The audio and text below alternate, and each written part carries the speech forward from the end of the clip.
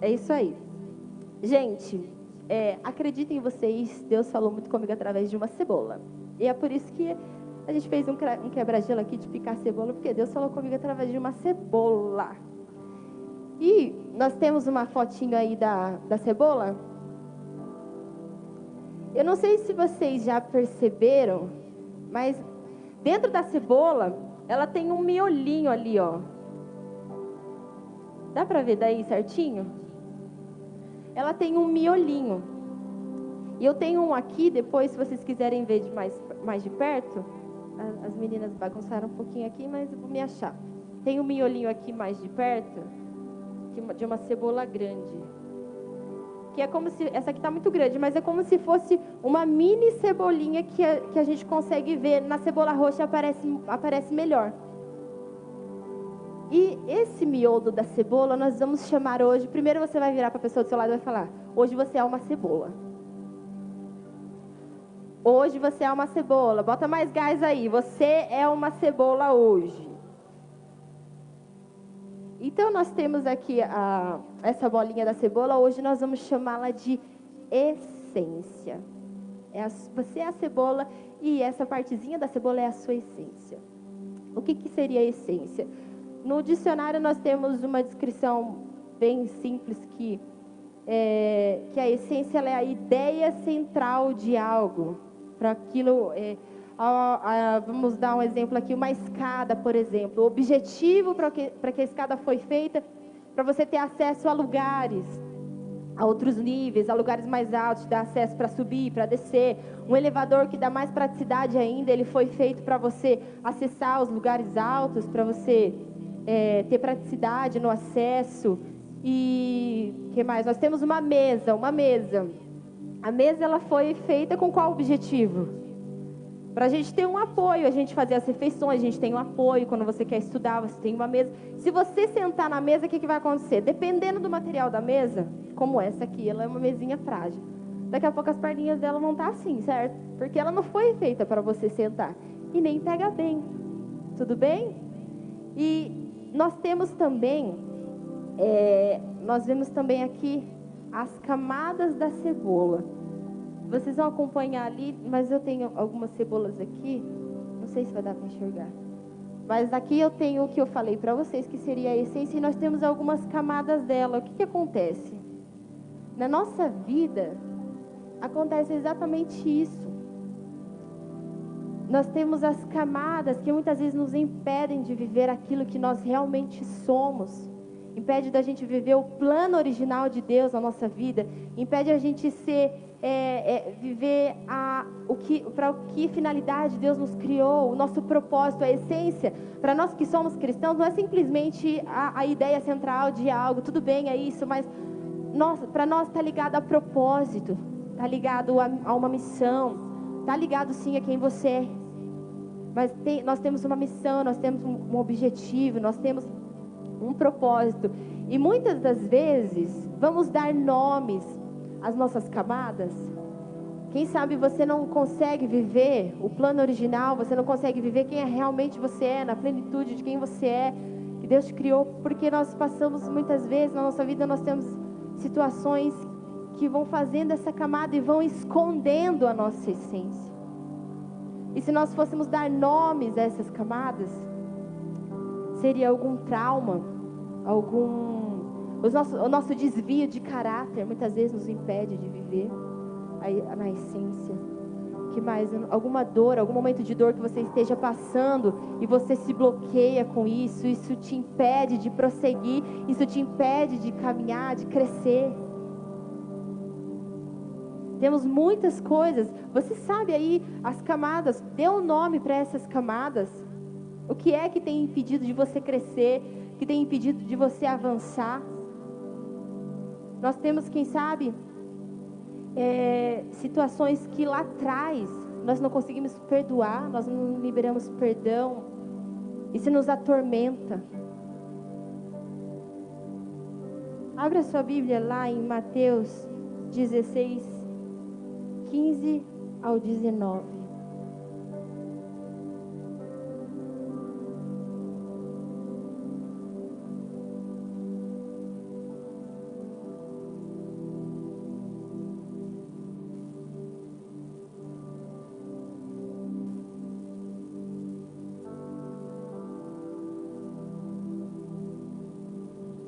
mundo achou?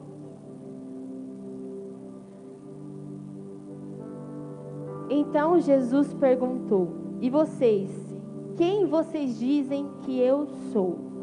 Simão Pedro respondeu: o Senhor é o Cristo, o Filho do Deus vivo. Deus abençoou você, Simão, filho de Jonas, disse Jesus, porque meu Pai que está no céu revelou isso pessoalmente a você. Isso não vem de nenhuma fonte humana. Pois então eu digo que tu és Pedro, e sobre essa rocha edificarei a minha igreja, e todas as forças do inferno não prevalecerão contra ela. Eu darei a você as chaves do reino dos céus.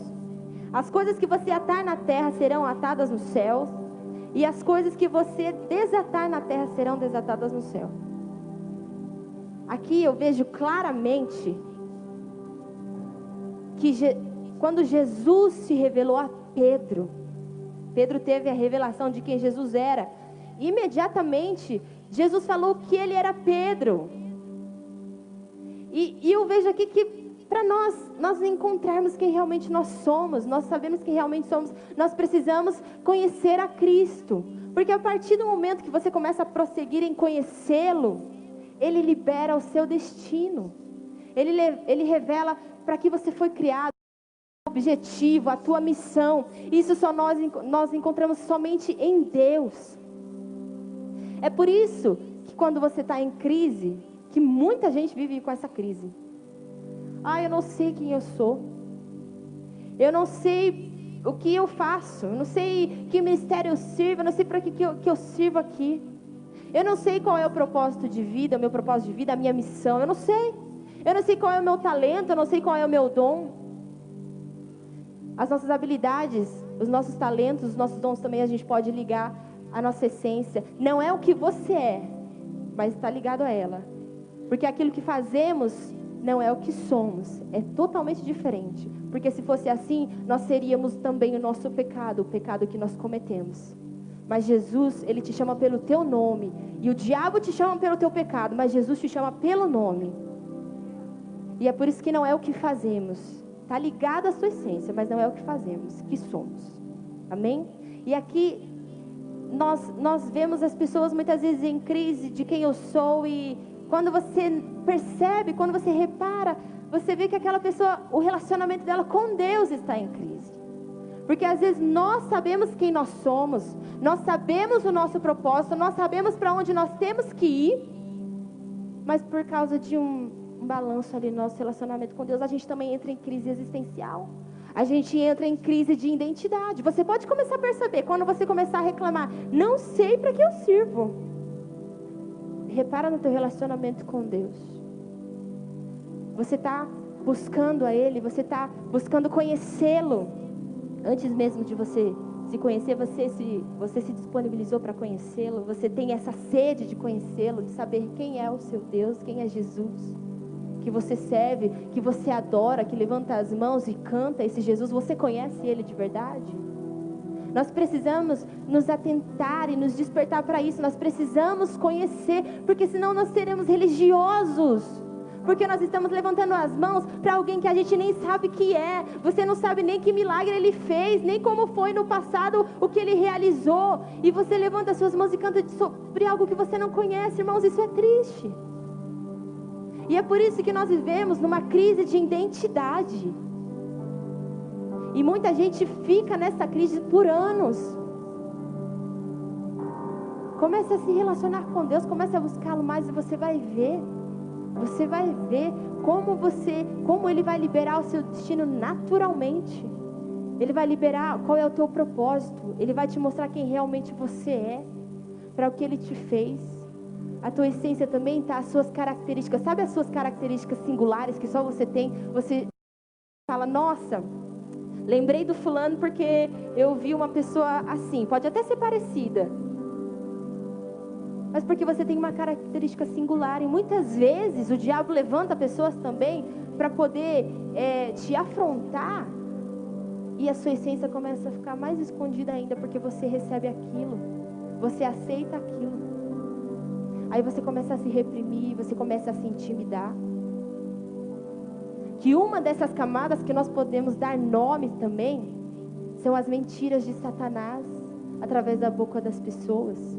São as mentiras de Satanás, o seu pensamento que fala que você não tem valor, que você realmente não serve para nada, que você está aqui para nada, para te rebaixar. Por isso que a nossa luta, a gente tem que estar cheio de Deus, porque a nossa luta na mente ela é forte. A luta de carne e espírito não é brincadeira. Nós temos que estar com a nossa mente cheia de pensamentos do alto, porque senão onde nós vamos parar? É por isso que hoje muitas pessoas estão mergulhadas no caminho da depressão, estão numa crise existencial, numa crise de identidade, estão perdidas naquilo que elas são. A essência delas começa a se apagar. E eu tenho aqui algumas situações. Temos várias coisas que nós podemos dar nomes para essas camadas que nos impedem, que escondem a nossa essência.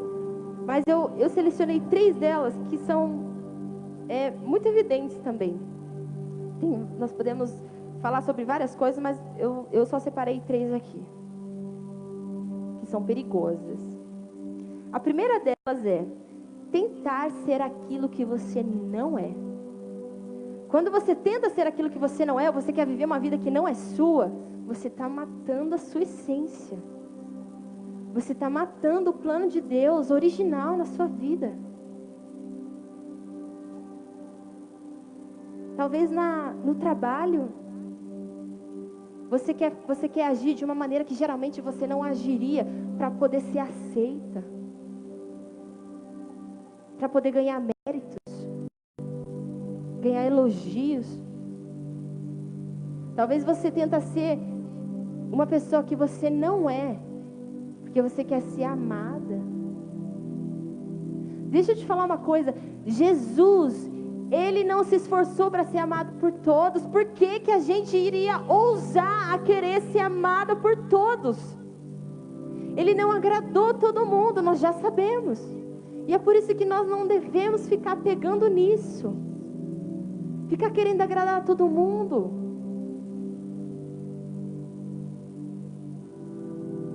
Querendo viver uma vida que não é nossa, traçar um caminho que Ele não escreveu para nós.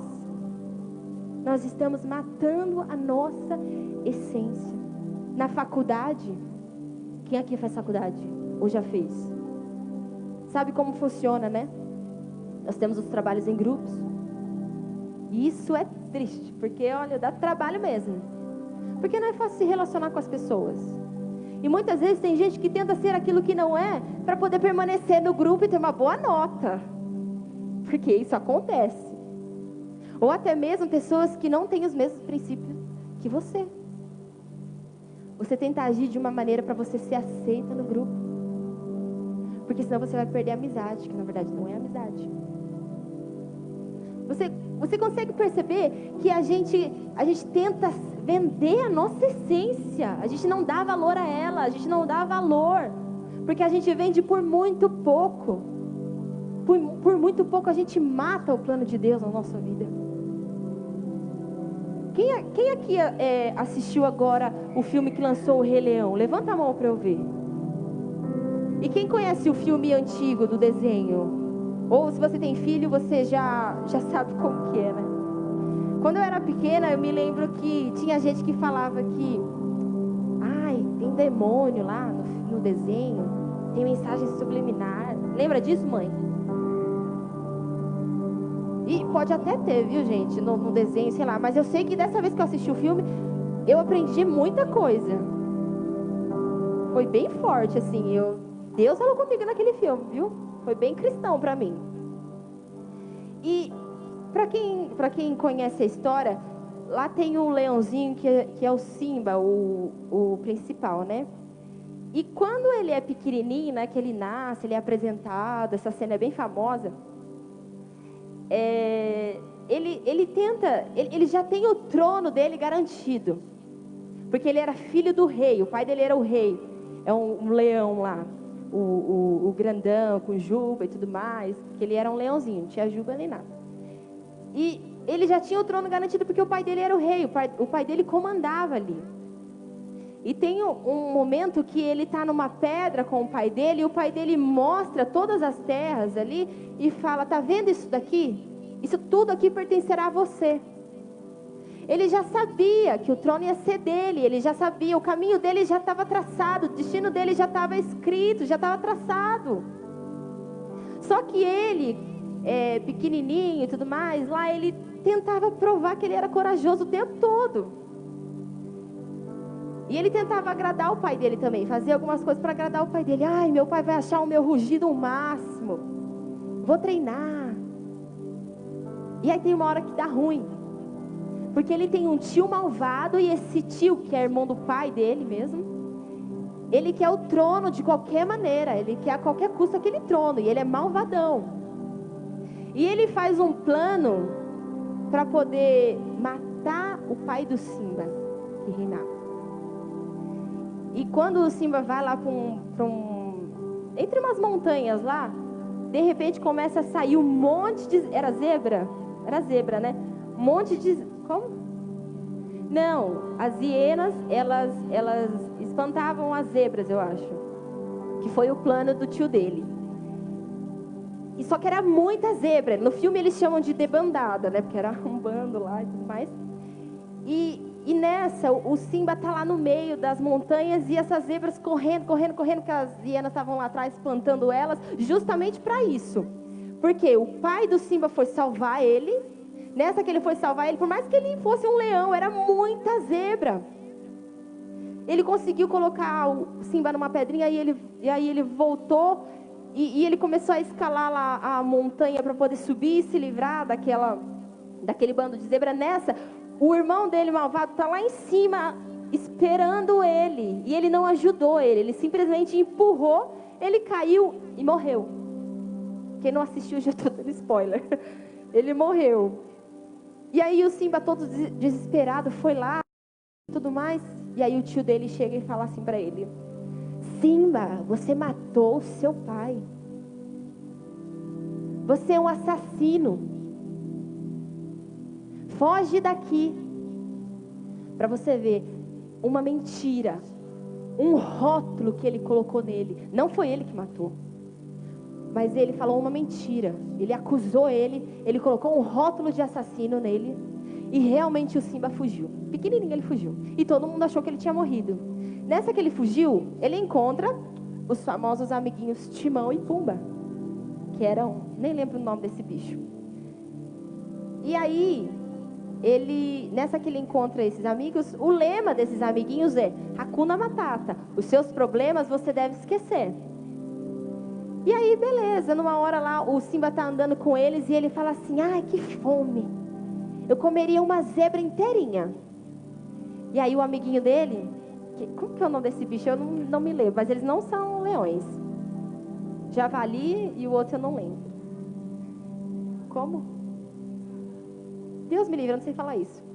Aí ele vira e fala para ele assim, quando ele fala que ele tá com fome, ele vira e fala para ele assim: nada disso, mocinho. Se você quer andar com a gente, você vai comer como a gente.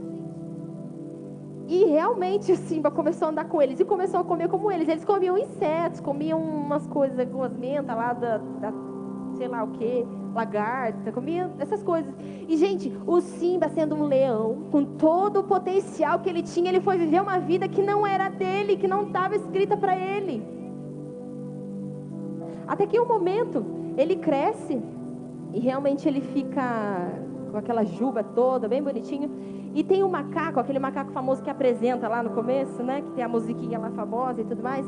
Esse macaco, ele descobre que ele está vivo. E nessa que ele descobre, ele vai atrás dele. E quando ele vai atrás dele, ele começa a confrontar ele sobre quem ele era.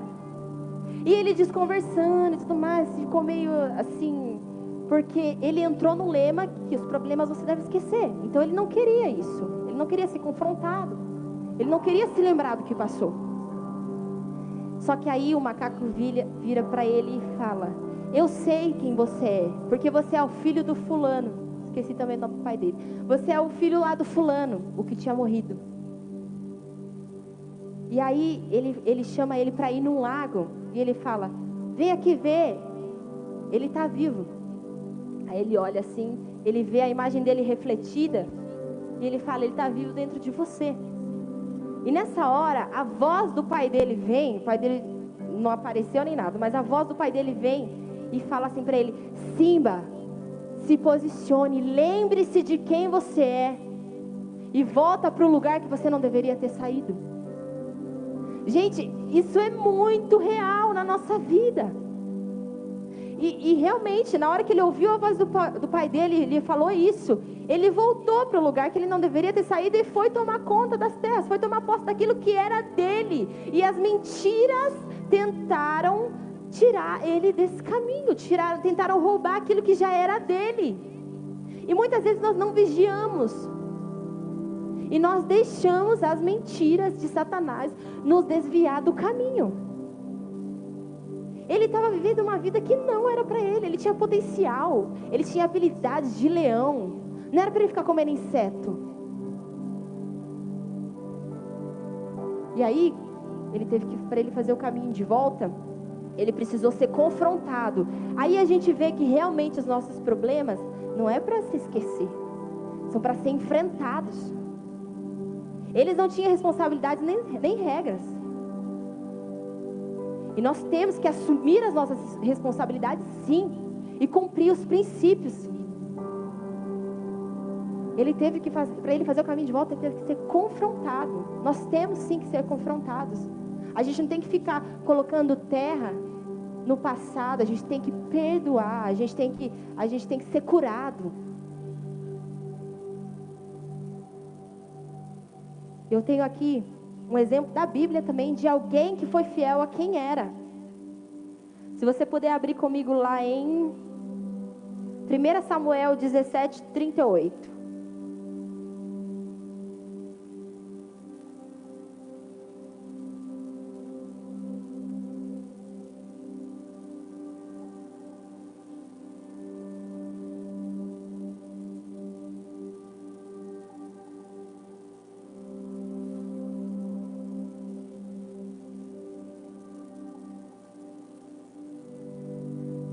Samuel 17, 38 ao 40. Nós temos aqui Davi. Nós temos aqui um período da vida dele, de quando ele era ainda menino. 38. Saul deu então a Davi sua própria armadura e lhe pôs um capacete de bronze sobre a sua cabeça. O fez vestir uma couraça de mar. Davi colocou a espada sobre a armadura. Deixa eu virar aqui. E tentou andar, mas não estava acostumado a usar tais coisas. Mal posso me mexer, pois não estou acostumado, exclamou Davi. E tirou a armadura. Em seguida, pegou o seu cajado, apanhou 5 pedrinhas de um riacho, colocou-as na sua bolsa de pastor e com a sua funda na mão, começou a se aproximar de Golias. Ele não aceitou vestir uma armadura que não era dele. Davi, ele não teve medo. Ele sabia quem ele era. Ele sabia quem estava com ele. Ele sabia qual que era a missão que estava no coração de Deus. Ele já sabia o que ele tinha que fazer. Ele tinha suas habilidades. Ele tinha seus talentos. Ele não se importou em assumir que não tinha costume daquele traje, de usar aquele traje. Ele não se envergonhou de quem ele era ou do que ele tinha conhecimento. E muitas vezes nós fazemos isso. A gente não assume, a gente não tem humildade para assumir. Eu não sei. Eu vou naquilo que eu já sei que eu sei, que Deus me dotou assim. Não vou fazer algo que não é para mim.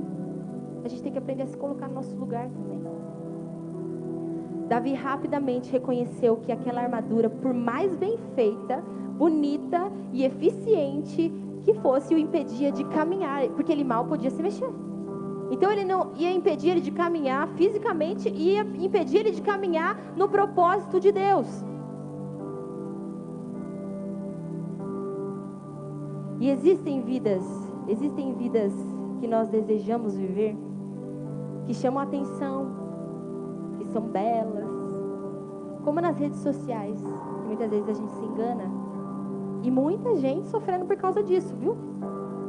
Está vendo uma vida e acha que é perfeita, não sabe o caminho que a pessoa trilhou, não sabe o preço que as pessoas pagaram, você simplesmente deseja viver uma vida, a vida dos outros. Aí o que acontece? Você começa a se comparar. A comparação é um passo para a ingratidão. E aí você começa a se comparar. E nós temos que tomar cuidado com esse sentimento. O que desejamos.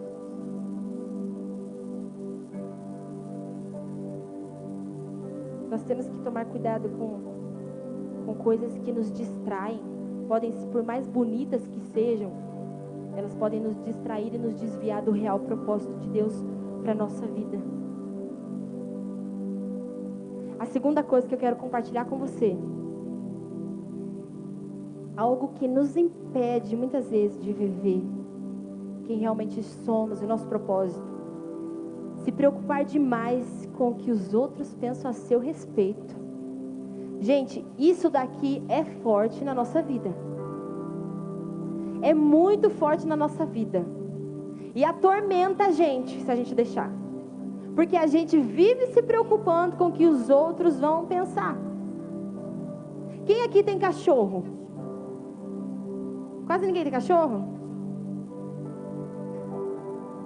Algumas pessoas têm cachorro. Você leva seu cachorrinho para passear, obviamente, né?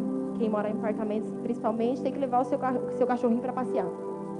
E aí, normalmente, a gente coloca uma coleirinha, né? Tem gente que o cachorro já está acostumado a ficar por perto, fica ali. Mas, normalmente, a gente usa uma coleirinha. Por quê? Porque você não quer que ele fuja, que ele vá embora. Você não quer que ele vá para os lugares que você não gostaria que ele fosse. Você quer manter ele ali por perto, para você ter o controle dele. Então, ele vai até onde você quer, onde você manda. E assim somos nós com a opinião dos outros. Porque nós nos tornamos tão escravos disso, que você vai até onde a opinião dos outros te permite chegar. E aí você não consegue chegar onde Deus planejou para você. Porque você fica se escravizando.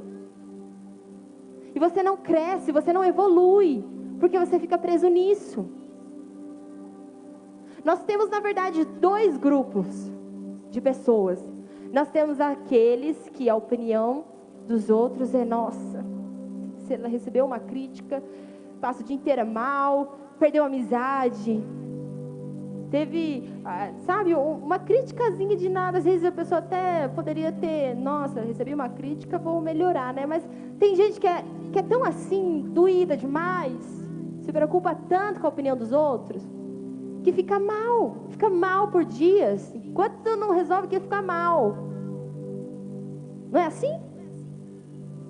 Às vezes, você viu uma pessoa assim que está com o cabelo mais bonito que o seu. Meu cabelo está feio, nem vou chegar perto. Ou a gente se deprecia, acha que a gente é menor do que somos menores do que os outros. Diminuímos o nosso valor. Isso vai nos intimidando.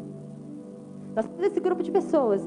Mas nós também temos aquele grupo de pessoas que é escravo da própria opinião. Ou seja, não perco tempo com a opinião dos outros. Sou mais eu. Não importa o que os outros estão falando. Que no fundo, se importa sim, porque esse é o seu mecanismo de defesa. Mas é assim, ela vive assim. Não importa o que os outros estão pensando de mim. Aí nós podemos classificar complexo de inferioridade, complexo de superioridade. Porque os dois não agradam a Deus. Se você não é doidinho, não fala mal do outro. Porque os dois não agradam a Deus. Abra a sua Bíblia.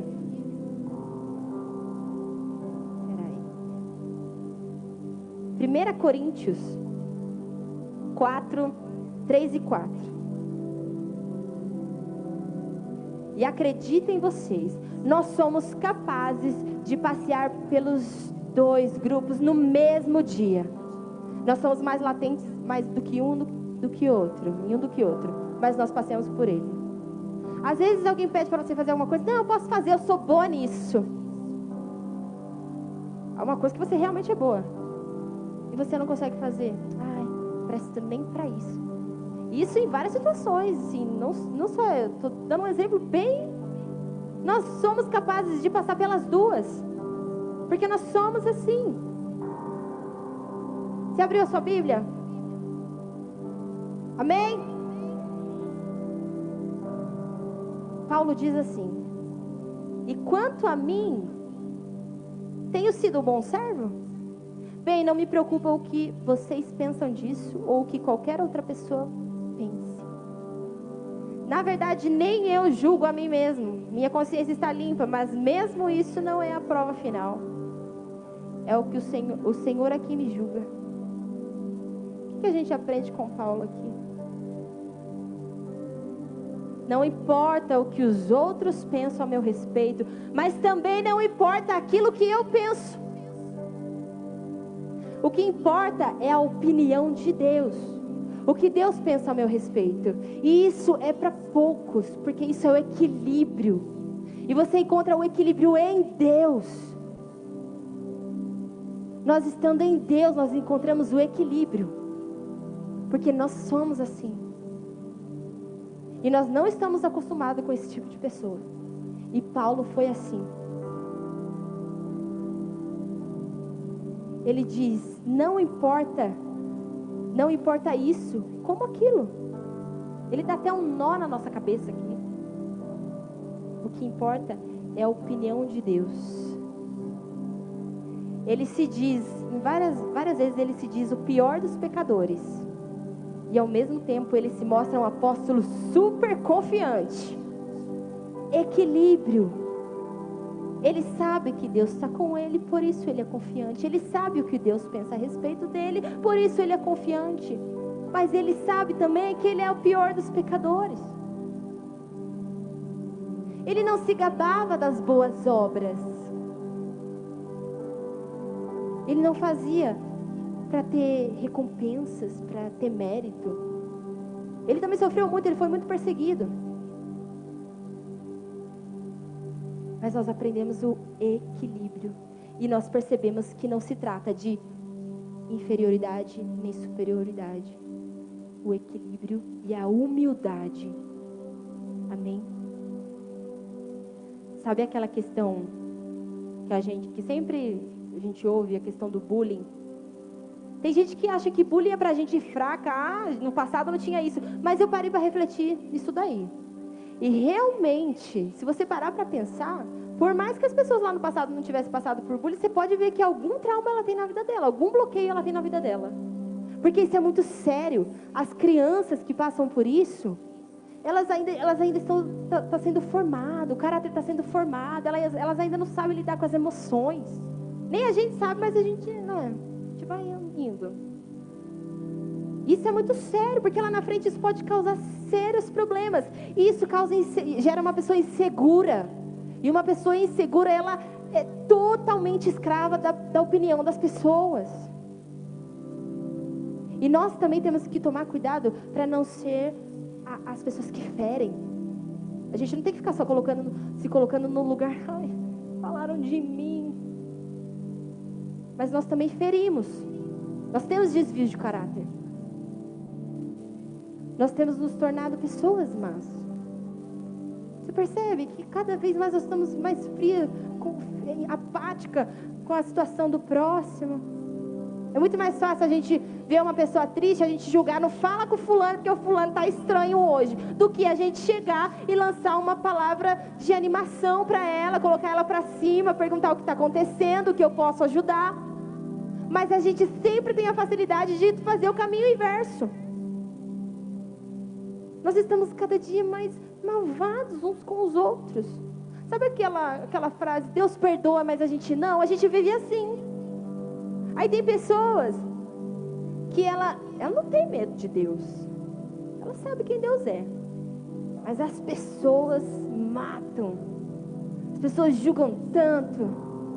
As pessoas têm sido tão malvadas. Isso atormenta a vida da pessoa. A gente já tem que aprender a respeitar, porque cada um está num nível diferente, cada um está numa parte do processo. Deus tá fazendo, Deus está curando. Nós temos que tomar cuidado, porque nós também ferimos. Nós somos feridas, mas nós também ferimos. As pessoas têm sentimentos. Levanta sua mão aí no seu lugar. No nome de Jesus, que você possa ter o equilíbrio na sua vida, para que você possa viver aquilo que Ele planejou para você, que você possa viver caminhando na humildade,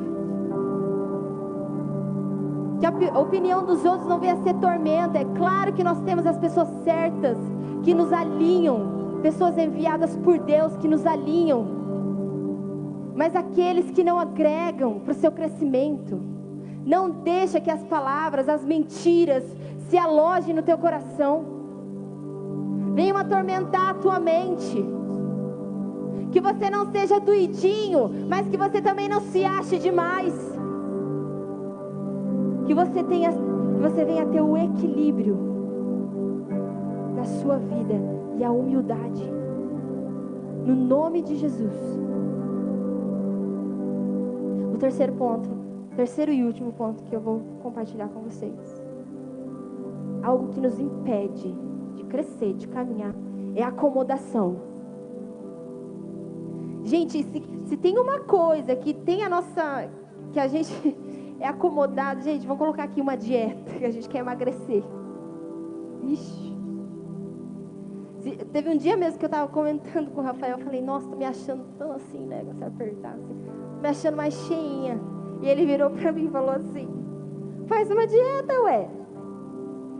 Só que nessa que ele falou, eu falei, nossa, é verdade, né? Tipo, a gente fica reclamando, mas a gente não faz. E a gente aprendeu aqui, não reclama daquilo que você tolera. Não fica reclamando daquilo que você tá tolerando. O que adianta eu colocar na minha meta lá no começo do ano, no meu projeto de vida, eu quero emagrecer, Deus, mas eu continuo comendo tranqueira. A gente tem que ter atitude, a gente tem que ter disposição. O projeto de vida mesmo, quando a gente coloca no começo do ano a nossa listinha de metas, o que você fez? Você esperou cair do céu simplesmente? Você veio aqui 12 dias, ficou lá com o seu projeto de vida e depois disso o que você fez? Tem coisas que a gente sabe que é só Deus que pode fazer. Tem coisas impossíveis para nós, que é só Ele que pode realizar. Gente, mas tem coisa que a gente pode se esforçar para fazer a nossa parte. Não é mesmo? E o que você fez? Dá um exemplo bem... né? Deus, eu quero um celular de última geração, Senhor. Às vezes tem gente que realmente não pode. Mas tem coisas que a gente pode se esforçar. Está pesquisando? Preço? Está economizando? Quando você está fazendo tudo isso, Deus está preparando uma oportunidade para você pagar bem menos. Mas faz a tua parte. Às vezes a gente fica, Senhor, eu preciso mudar isso, eu preciso melhorar aquilo. O que é que você tem feito? Você tem tido disposição? Você tem se disponibilizado para Deus? Deixar tratar aqui dentro? Deixar colocar luz nos quartinhos escuros da sua alma? Trazer para a luz tudo aquilo que está podre aí dentro? O que você tem feito para as coisas acontecerem também? Porque não é só colocar uma listinha aqui, Deus faz. E a tua parte? Você tem feito a tua parte? Nós temos que ter disposição. Quer mudar? Tenha disposição. Seja intencional nas coisas que você sabe que precisa melhorar, que você sabe que você precisa fazer. Nós estamos aqui na campanha Meu Deus Pode, dia de quinta-feira. Nós temos um papelzinho que a gente está colocando os nossos pedidos de oração. Mas nós temos vindo aqui clamar por isso. Escreva no papelzinho, tenha fé. Tem gente que pega um papel, leva para casa e o ano que vem o papel ainda está em branco. Você não teve disposição nem para escrever no papel o seu pedido de oração. Você precisa verbalizar. Deus, Ele sabe todas as coisas, mas você precisa verbalizar. Você precisa ter atitude. Você precisa ter fé. Escreva aquilo que você precisa com fé que Deus já realizou. continue clamando na sua casa, continue clamando no seu quarto. Aquilo que eu pedi, o ano passado nós vivemos o ano andando sobre as águas. Sabe o que eu fiz? Falei, Deus, acho que era outubro. Eu virei para meu marido e falei assim, quer saber? A gente estava numa situação complicada e eu falei, quer saber? No começo do ano, o que a gente fez? A gente não falou que a gente ia andar sobre as águas esse ano? Então vamos embora, vamos andar sobre as águas. Porque se nós profetizamos lá, é porque já está ligado, e Deus já está fazendo, e Ele vai suprir todas as coisas. Você entende? Nós precisamos ter disposição. Não adianta a gente chegar no culto, a gente levantar a nossa mão, a gente cantar, a gente receber aquela palavra, chega na porta, vazou tudo pelos seus dedos, já foi tudo pro ralo. E muitas vezes é o quê? Alguns desvios nossos também faz a gente perder isso, sabia? Quando você sai da porta e você junta para falar mal do fulano, tá escorrendo nas suas mãos tudo aquilo que você recebeu. Você junta na esquina para falar mal do pastor que ministrou, você está perdendo. Você percebe como a gente não consegue, a gente não tem disposição. A gente não persiste. Nós precisamos ter disposição. Uma mulher na Bíblia que nós podemos ver, não vou falar para você abrir, Esther. Antes dela ser rainha, ela teve toda uma preparação. Ela passou 12 meses se preparando, sendo treinada, sendo preparada, porque Deus tinha um propósito na vida dela, até para ela falar lá com o rei sobre o decreto que estava acontecendo lá. Ela jejuou com o povo 3 dias. Ela sabia a missão dela ali, por isso ela passou por esse processo. Ela teve disposição para tudo isso, porque ela sabia do propósito de Deus. E a gente se acomoda. Eu sou assim, eu vou morrer assim. Deus tem um propósito na sua vida e Ele quer trabalhar em você. O próprio Jesus. A gente não vê muito sobre a vida dele antes do ministério dele, mas eu tenho certeza que ele foi totalmente preparado. Ele conheceu a lei dos homens. Ele conheceu a cultura dele, o povo dele, até que ele começou a exercer o ministério. Ele começou a fazer aquilo que ele foi chamado. A missão dele era salvar a humanidade. Esse era o propósito de Deus. E como essência, ele também tira nas suas características o poder. Ele era poderoso. E lá na frente, lá no começo, quando a gente falou de Pedro, depois de um tempo que Jesus revelou quem Pedro era, ele também é um discípulo que começa a caminhar, expulsando demônios, fazendo milagres. A essência de Cristo estava nele. Ele já tinha caminhado tanto tempo com Jesus, e a essência já estava latente nele.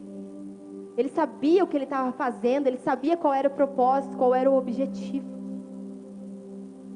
E no nome de Jesus, eu quero profetizar disposição na sua vida.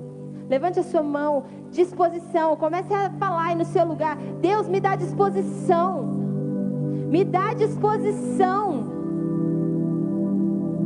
Me dá disposição. Se você está desanimada, comece a pedir ânimo para o Senhor. Comece a pedir para que Ele renove as suas forças. Ele pode mudar a tua história. Mas a gente precisa querer, a gente precisa ter disposição para isso. Eu queria que você se colocasse de pé nesse momento.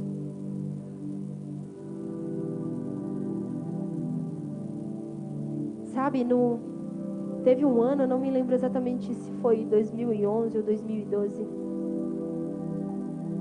Eu tive uma experiência que eu ouvi uma palavra que impactou tanto a minha vida, a ponto de ser um marco, um divisor de águas. Aquilo me impactou tanto, que na mesma noite, no mesmo dia, à noite, eu ajoelhei no pé da minha cama e falei: Deus, me mostra quem eu sou. E às vezes a gente faz essa oração para que Deus mostre o propósito dele. Realmente Ele vai te mostrar. Mas antes disso, Ele vai tirar muito lixo da nossa vida, porque a essência, ela está escondida. Ela tá escondida em todos esses lixos que a gente começa a aglomerar, a juntar. E eu fiz essa oração, eu lembro que eu fiz essa oração, no dia seguinte parece que as escamas dos meus olhos tinham caído. Foi de tão forte que foi. Parece que as escamas caíram. Aí eu falei, Deus, pega leve. Porque não é fácil. Morrer dói. A carne, ela fede, tem mau cheiro. Quem aqui passou por um lugar que tem alguns moradores de rua, sabe como é desagradável o cheiro, não é? E eu tenho certeza que quando você parou, você fez careta e tampou o nariz, porque realmente não é agradável. E sabe o que é o mais triste de tudo? É que tem pessoas ali que têm família e escolheram viver essa vida. Tem pessoas que elas têm a opção de reverter isso e elas não querem, porque elas escolheram.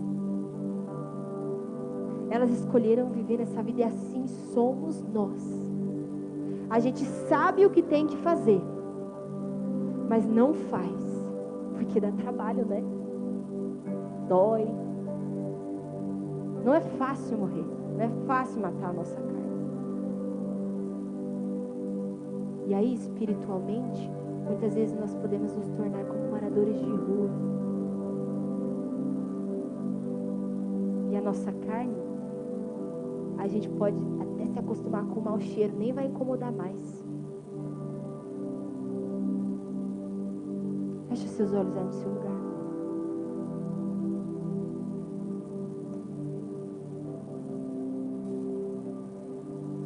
Eu quero dizer para você, não abra mão de você. Não abra mão da sua transformação pessoal. Não abra mão dos planos de Deus para a sua vida.